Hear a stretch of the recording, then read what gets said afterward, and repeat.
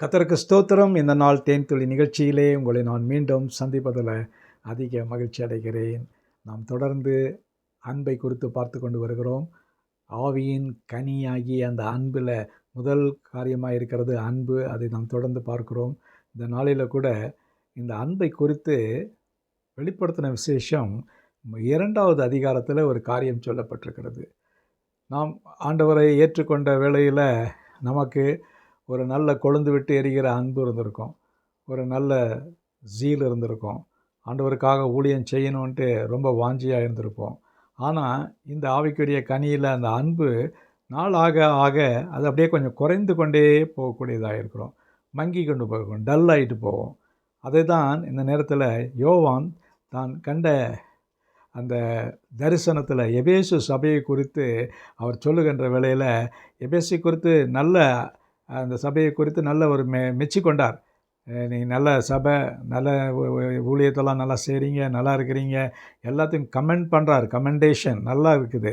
அதே நேரத்தில் அவர் என்ன சொல்கிறார் பாருங்கள். அவர் சொல்லும் பொழுது, நீ சகித்து கொண்டிருக்கிறதையும் பொறுமையாக இருக்கிறதையும் என் நாமத்து நிமித்தம் இளைப்படையாமல் பிரயாசப்படுகிறதையும் அறிந்திருக்கிறேன். இன்னும் பல காரியங்களையும் நான் அறிந்திருக்கிறேன். ஆனாலும் உன் மீது எனக்கு ஒரு குறை உண்டு. அது என்ன குறை? நீ ஆதியில் இருந்த அன்பை விட்டு விட்டாய். ஆதியில் இருந்த அன்பு, ஒரு அன்பு ஒன்று இருந்தது ஆதியில், ஆனால் அந்த அன்பை நீ விட்டு விட்டாய் என்று சொல்கிறார். அப்படி நாம் அந்த அன்பை விட்டு விடுவோமே என்று சொன்னால் இந்த ஆவியின் கனியை நாம் கொஞ்சம் கொஞ்சமாக இழந்து விட்டோம் என்று தான் அர்த்தம். நம்முடைய அந்த அன்பு நல்ல கொழுந்து விட்டு எரியக்கூடியதாக இருக்கணும். நம்முடைய அன்பு எல்லா காரியங்களிலும் ஒரு சிறந்த ஒரு பிரதிபலிப்பை கொடுக்கக்கூடியதாக இருக்க வேண்டும். அப்படி இருக்கின்ற வேளையில் அன்பு நம் மூலமாக அது பிரதிபலித்து வெளிப்படக்கூடியதாக இருக்கிறோம். அன்பு கூறுகிறது என்பது ஒரு எளிதான ஒரு காரியம் இல்லை. அதுக்கு ஒரு காஸ்ட், செலவு இருக்கிறது. செலவு செஞ்சு தான் அந்த அன்பை கூற வேண்டும். சும்மா நான் உன்னை அன்பு கூறுகிறேன்னு சொல்லிட்டு நம்ம ஒன்றுமே செய்யாமல், எந்த விதமான உதவியும் செய்யாமல், யாருக்கும் எந்த விதத்திலும் எந்த ஒரு சின்ன சின்ன ஹெல்ப்பு கூட செய்யாமல் இருந்தோம்னா அந்த அன்பு பிரயோஜனம் இல்லை. அதுதான் ஆண்டவர் அழகாக சொல்கிறாரு. ஆவியானவர் எபேசு சபையின் தூதனுக்கு சொல்லும் பொழுது, நீ ஆதியில் இருந்த அன்பை விட்டு விட்டாய். அந்த அன்பு தான் மிக மிக ஒரு முக்கியமான ஒரு காரியம். அந்த அன்பை நாம் விட்டுவிடக்கூடாது.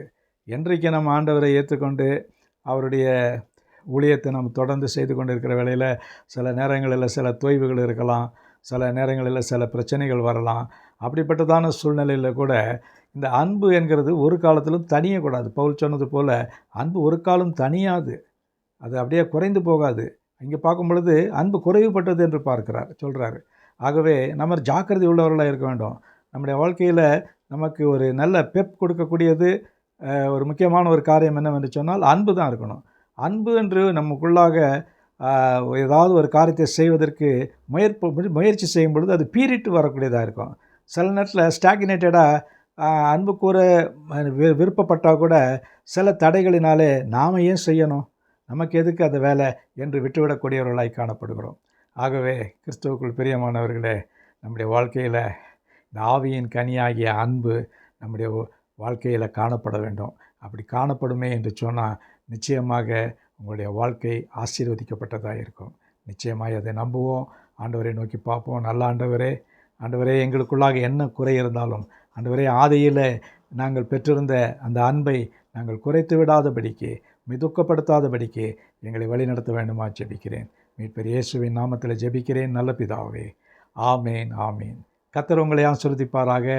இந்த நாள் ஒரு மகிழ்ச்சியும் சந்தோஷமான ஒரு நாளாக அமையட்டும்.